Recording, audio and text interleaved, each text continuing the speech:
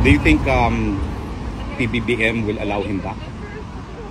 I cannot speak for BBM as well. Together with all of your siblings, yes, personally VP sa'yo, how do you feel? Hindi ko naisip yun First time pa natin na apat na since birth. Sa pagbisita VP. Wala akong feelings. Wala. Hindi ko naisip yon. Pero ang sa akin lang is that kung ano yung makapagpasaya sa kanya, yun ang gagawin. So nag-request siya ng personal na pagkikita na kaming 5. So binigay namin sa kanya yon.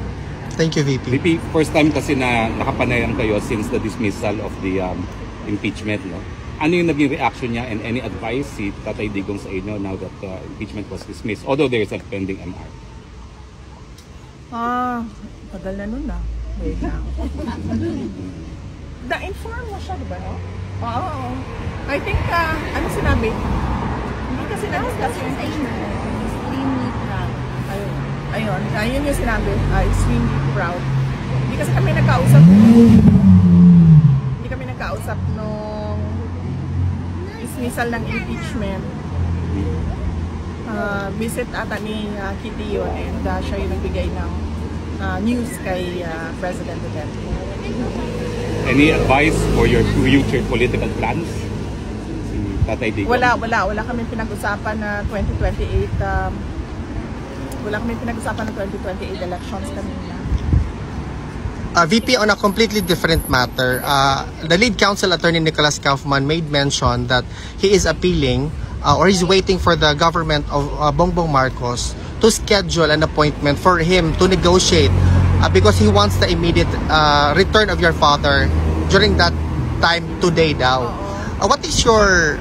Can you weigh in to this statement of Attorney Nicholas Kaufman? Is that possible or should we ask this question na lang kay Attorney Kaufman? I think it is best if we ask Attorney Nicholas Kaufman to explain his statement. Kasi I cannot speak for him and I cannot say kung ano yung, I cannot say what his plans are. Thank you, VP. But do you think PBBM will allow him back? I cannot speak for BBM as well. CIA, siguro tanungin mo? Si. CIA. VP, ngayon lang nagdemanda si Yorme, Mayor Isko, kay Congressman Chua regarding sa mga flood control. What's your opinion at saka would you encourage other mayors na i-demanda yung mga congressman nila na mayroong mga palpak o ghost projects? Yes, oo. Trabaho ng trabaho ng Commission on Audit na mag-imbestiga kung meron silang makita na anomalya sa mga projects. So based on their audit or based on investigation sa DPWH, kung hindi man dahil sila yung iniimbestigahan based on NBI or special committee ng DOJ na mag-imbestiga, dapat talaga pagpanagutin yung mga public officials at yung mga contractors ng ghost projects at ng substandard projects dahil delikado yun sa mga mamamayan.